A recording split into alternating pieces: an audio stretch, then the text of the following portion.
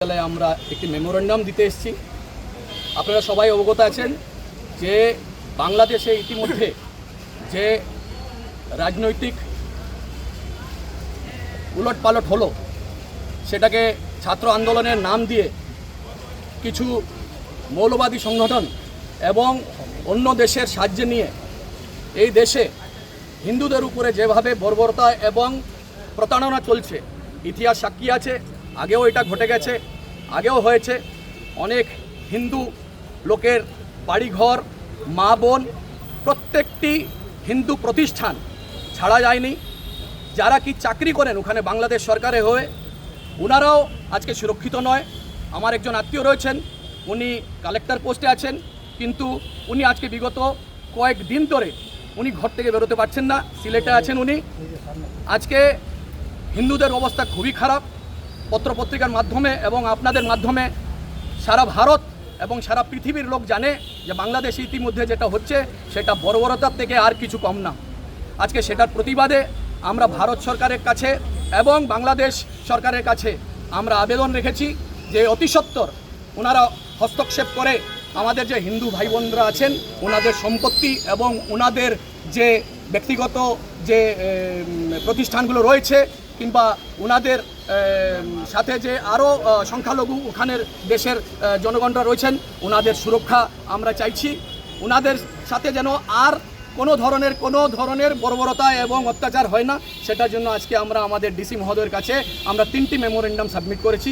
একটি ভারতের মাননীয় প্রধানমন্ত্রী নরেন্দ্র মোদীর কাছে, একটি ভারতের স্বরাষ্ট্রমন্ত্রী অমিত শাহজির কাছে এবং একটি বাংলাদেশ হাই কমিশনারের কাছে আমরা এই মেমোরেন্ডাম পৌঁছে দিয়েছি। আজকে আমাদের সঙ্গে রয়েছেন ভারত সেবাশ্রম সংঘের সন্ন্যাসী বৃন্দ এবং ইসকন এর সন্ন্যাসী বৃন্দ, রামকৃষ্ণ মিশন এবং অন্যান্য যে আমাদের হিন্দু ধর্মাবলী যে সংগঠনগুলো রয়েছে, যে সংস্থাগুলো রয়েছে, এই সংস্থার প্রত্যেকজন আজকে আমাদের এই আন্দোলনে এবং এই আজকের কার্যসূচিতে সামিল হয়ে আমাদের জেলা উপায়ুক্তের কাছে, আয়ুক্তের কাছে আজকে আমরা মেমোরেন্ডাম দিয়েছি। আমরা চাই আমাদের প্রত্যেকটি ভাই বোন ওখানে সুরক্ষিত থাকুক এবং সুরক্ষিত থাকার সাথে সাথে বাংলাদেশ সরকার যেটি নবনীত সরকার গঠন হয়েছে সেই সরকার যেন ওনাদের দায়বদ্ধতা যেটা রয়েছে সংখ্যালঘুদের জন্য সেটা যেন ওনারা পালন করেন। আজকে লজ্জার বিষয়, বাংলাদেশে যে তাদের প্রধানমন্ত্রীকে পদত্যাগ করতে বাধ্য করা হলো। তিনি পদত্যাগ স্বইচ্ছায় করেছেন, করে তিনি দেশ ছেড়ে চলে গেছেন। তারপরে তো তারা যে ছাত্র আন্দোলন হচ্ছিল সেই ছাত্র আন্দোলন থেমে যাওয়ার কথা।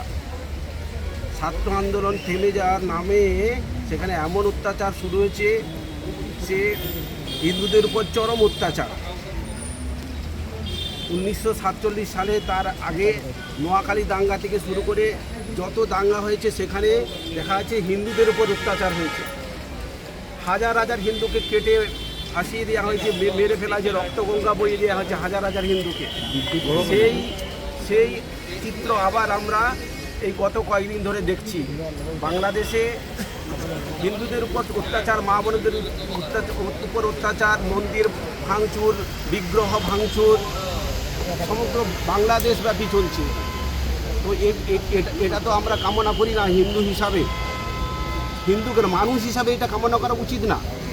আমরা যদি মানবিকতা বোধ থাকে, আমরা যদি মানব ধর্মের মানুষকে, পুরো ধর্ম না মানি, মানব ধর্মকে যদি মানি, এরকম মানুষকে এরকম হিংস্রভাবে হত্যা করা, অত্যাচার করা, তার বিশ্বাস যে ধর্ম, সেই ধর্মের উপর আঘাত আনা, যেসব বিগ্রহ যাদের উপর আস্থা করে যে ধর্ম দাঁড়িয়ে আছে হিন্দু ধর্ম, সেই বিগ্রহগুলোকে চূর্ণ বিচূর্ণ করা, মন্দির ভাঙা, ধর্মগুরুদের উপর অত্যাচার করা সমগ্র বাংলাদেশব্যাপী চলছে। আমরা সেই প্রতিবাদ জানাই, ধিক্কার জানাই। বাংলাদেশের সমগ্র যারা এইসব অশুভ কাজগুলি করছে তাদেরকে সবাইকে আমরা ধিক্কার জানাই।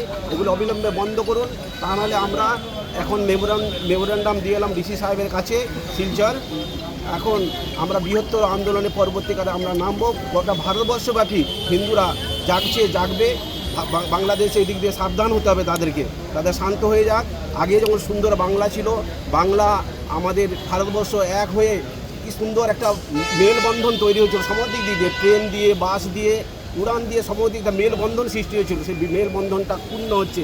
আমরা চাই না, আমরা চাই সবাই মিলেমিশে একসাথে থাকবো। আমাদের এই কাছাড় কত সুন্দর, এখানে হিন্দু মুসলিম সব আছে, আমরা সবাই একসাথে রয়েছি।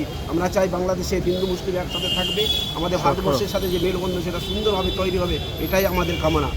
ধন্যবাদ।